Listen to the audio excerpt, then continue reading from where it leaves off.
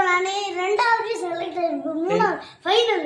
ஃபைனலுக்கு வந்துட்டியா? அதைத்தான் சொல்ல வந்தேன். அப்புறம் ஸ்பெல்வி அப்புறம் நான் நிக்கேஷ் புக் இருக்கிறேன், அதிரியும் கேட்டோம், அதிரியும் சொல்லிட்டு. அதனால உனக்கு ஒரு குட்டி சர்ப்ரைஸ்.